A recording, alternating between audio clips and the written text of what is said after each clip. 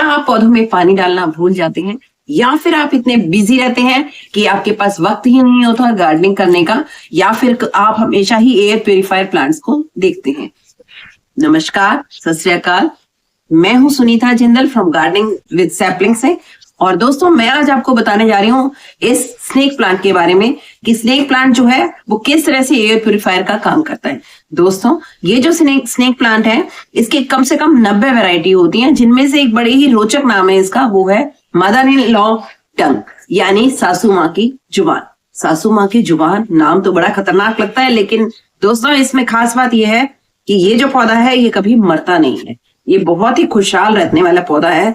गर्मी सर्दी कैसे भी मौसम में इसे ज्यादा केयर की जरूरत नहीं पड़ती। ये जो पौधा है ये हानिकारक रसायन जितने भी आपके घर में होते हैं उनको हटाने में बहुत ही हेल्पफुल है, जैसे कार्बन डाइऑक्साइड, कार्बन मोनोऑक्साइड, इस तरह के टॉक्सिक एसिड्स जो प्लास्टिक से रिलीज होते हैं, जो फर्निशिंग से रिलीज होते हैं हमारे घर में, उन सभी को हटाने में ये पौधा बहुत ही कामयाब पौधा है। और हमारे घर में हमेशा ये ऑक्सीजन प्रोवाइड करता है।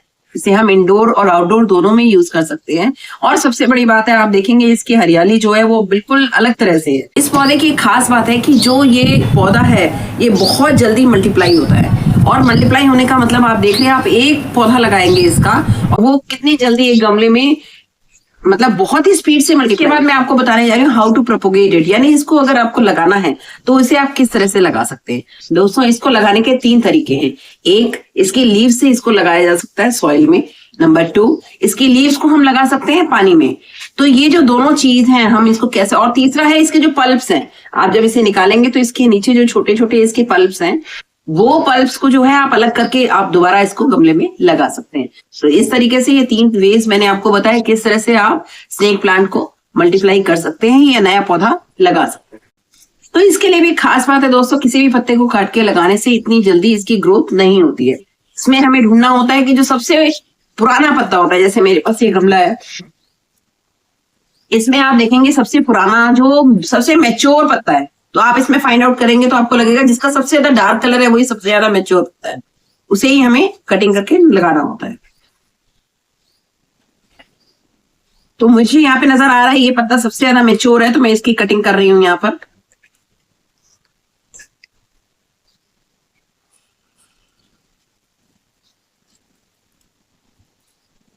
देखिए दोस्तों, मैंने इस पत्ते को यहाँ से कटिंग कर ली है। ये सबसे ज्यादा पुराना पत्ता था, इसमें इसका कलर बाकी पत्तों से डार्क होता है, यही इसकी निशानी होती है। और अब आपको, अगर आपको ये कंफ्यूजन होता है, वैसे इसके यहाँ से कट हो गया है क्योंकि वो खराब हो गया था, नहीं तो इसमें ऊपर सेम होती है, आपको कोई कंफ्यूजन नहीं होगा कि इसमें ऊपर का पार्ट और नीचे का पार्ट कौन सा है। लेकिन अगर इन केस आपको कभी भी ऐसा कंफ्यूजन होता है तो आप यहाँ पर निशान लगा सकते हैं। अब इसको और अच्छे से लगाने के लिए एक और तरीका होता है, इसमें कुछ कट्स लेने होते हैं जो मैं आपको दिखा रही हूँ।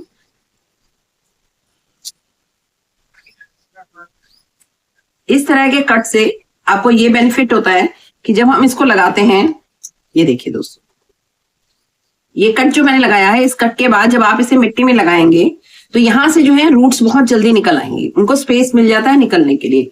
दूसरा, इसमें एक और तरीका है, ये लीव जो है हमारे स्नेक प्लांट की, हमने इसको इस तरह से कट कर लिया है। इसका कारण मैंने आपको बताया कि यहाँ से रूट्स निकलने में आसान हो जाती हैं, तो इसे हम मिट्टी में डायरेक्ट भी लगा सकते हैं। एक तो ये तरीका है, और दूसरा एक ऑप्शनल तरीका है कि हमने एलोवेरा लिया। एलोवेरा जेल जो है वो काफ़ी अच्छा होता है इसकी ग्रोथ के लिए। तो हम क्या करेंगे, इसके अंदर इसको अच्छे से इस तरह से लगा लेंगे। आप देख रहे हैं मैंने इसको अंदर तक लगा दिया। एक तो ये एंटी फंगल का काम करता है, दूसरा ये इसकी ग्रोथ में काफ़ी हेल्पफुल रहेगा। तो आप देख रहे हैं ये मैंने ऐसे लगा दिया, और अब मैं इसको लगा देती हूँ इस मिट्टी के अंदर। साथ में ये जो मैंने एक छोटा सा पीस काटा था, हम इसको भी दोबारा से एलोवेरा जेल में लगाकर और इसमें लगा देते हैं। तो इस तरह से हम देखेंगे कि लगभग 15 से 20 दिनों के अंदर अंदर ही इसमें रूट्स जो है वो फॉर्म कर जाएंगी। जबकि जो मैंने आपको प्रोसेस बताया पानी में रखने का, उसमें कम से कम भी 2.5 महीने लगते हैं इसमें से रूट्स को ग्रो करने के लिए। तो जनरली हम उस प्रोसेस को नहीं लेते हैं, और ये प्रोसेस ज़्यादा आसान है, तो हम इसी प्रोसेस से इसको प्रोपोगेट करते हैं। अब हम करने जा रहे हैं, जो हमारा नेक्स्ट टॉपिक है वो है प्रोपोगेशन बाय पल्प्स। ये देखेंगे आप, ये पूरे गमला जो है इसमें बहुत सारे छोटे छोटे ये लग गए हैं अलग अलग। तो अब हम इसको क्या करेंगे, इसको निकाल लेंगे इसमें से। और इसको निकालने के लिए हमने टब का सहारा लिया है, और जब हम इसको निकालेंगे तो अब देखेंगे इसमें से ये इस तरह से पूरा का पूरा निकल आएगा। और आप देख रहे होंगे इसमें बहुत सारी रूट्स से बाउंड हो रखा है, ये देखिए दिख रहा है फ्रेंड्स। तो ये इस तरह से हो जाता है। अब हम जो है इसको अलग अलग करेंगे। अलग अलग करने के लिए हमें थोड़ी सी मेहनत करनी होती है क्योंकि ये जड़ें सब लग गई हैं।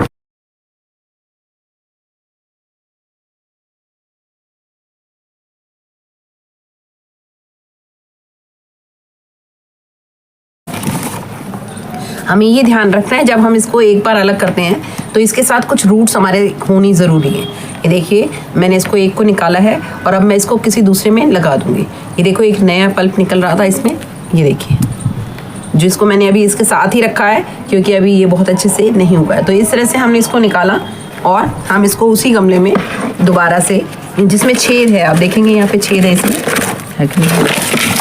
ये देखिए यहाँ पे 2 छेद हैं इसमें, और हम इसको यहाँ रखकर कुछ ये वाली मिट्टी और कुछ दूसरी मिट्टी इसमें डालकर इसको लगा देंगे। इसके लिए जनरली क्योंकि हम लोग यहाँ नॉर्थ इंडिया में हैं तो यहाँ पर ये वाली मिट्टी के साथ साथ हमें थोड़ी सी जो कंस्ट्रक्शन वाली मिट्टी है वो भी चल जाती है क्योंकि उसमें जो है पत्थर वगैरह होते हैं जिससे स्पेस मिल जाता है मिट्टी में और एयर को पास करने में ईजी हो जाता है। तो दोस्तों इस तरह से हमने देखा कि इस पप से हम किस तरह से स्नेक प्लांट को आगे मैं आपको बताने जा रही हूँ दोस्तों कि इसमें रूट वाटरिंग कैसे कर सकते हैं, क्योंकि मैं आपको एक और चीज़ बताना चाहती हूँ। ये एक ऐसा पौधा है जिसको सर्दियों में लगभग महीने में एक ही बार पानी की आवश्यकता पड़ती है, जबकि गर्मियों में हम इसमें देख सकते हैं कि 2 से 3 बार हम पूरी गर्मियों में इसमें पानी देते हैं। इसमें आप देखेंगे यहाँ पर ये कितना सूख जाता है। जब ये इस तरह से सूखेगा तभी इसको पानी की आवश्यकता होगी। आप इसको टच करके देखेंगे, अगर अंदर से हल्का भी गीलापन लग रहा है तो इस पौधे को पानी की आवश्यकता नहीं है। साथ में जब ये बहुत ज़्यादा भर जाता है तो इसकी रूट्स जो है वो नीचे से निकलने लगती हैं। आपको लगेगा कि जब ये पूरा भर जाता है तो इसमें हम पानी देते हैं तो पूरे हर रूट तक पानी नहीं जाता। तो अब हम कर रहे हैं रूट वाटरिंग मेथड। तो इसके लिए हमने क्या किया, इसको यहाँ पर इस टब में आधा पानी भर दिया है। इस आधे पानी के साथ हमने इस गमले को इसके अंदर रख दिया है। नीचे से जो रूट्स हैं इसमें वो इसको इसके पानी को सोख लेंगी और इस तरह से इसमें रूट वाटरिंग हो जाएगी। तो जब ये कम से कम भी जब आपको लगने लगे कि हाँ काफ़ी टाइम हो गया है, आधा घंटा, पौन घंटा या 1 घंटे के लगभग, तो तब आप इसको आराम से इसमें से निकालेंगे और तब आपको लगेगा कि इसमें इस तरह से पानी जो है वो जो फालतू पानी है वो निकल जाएगा और बाकी पानी इसके अंदर रह जाएगा। इस प्रोसेस को हम कहते हैं रूट वाटरिंग। हमारे घर में कुछ ये वेस्ट ग्लासेस, कुछ कप जिनके ये टूट जाते हैं हैंडल्स, तो इनको भी हमने यूज़ किया है इन पौधों के लिए। और मैं आपको दिखा रही हूँ, ये देखिए किस तरह से रूट बाउंड हो गए हैं, पूरे अच्छे से रूट से बाउंड हो गई है ये मिट्टी। और आप देख रहे हैं इसमें नए नए पप्स जो है वो कैसे निकल रहे हैं। आप देखो कितना सुंदर लग रहा है ये। इसमें भी इनको पूरी स्पेस नहीं चाहिए क्योंकि इसकी एक खास बात है, ये कंजस्टेड होकर ज़्यादा अच्छे से उगते हैं। इनको खुला मैदान या खुली जगह नहीं चाहिए। ये जितनी कम जगह होगी उतनी ज़्यादा अच्छे से अपने आप को ग्रो करते हैं। तो ये इसकी एक खास बात है, इसलिए मैंने आपको दिखाया। दोस्तों इससे रिलेटेड अगर आपने कुछ और कोई आपके मन में सवाल हो तो आप मेरे कमेंट बॉक्स में डाल सकते हैं। Thank you. और ये देखिए कप में भी मैंने इसको लगा दिया है और ये यहाँ से भी निकल जाएगा हल्का सा।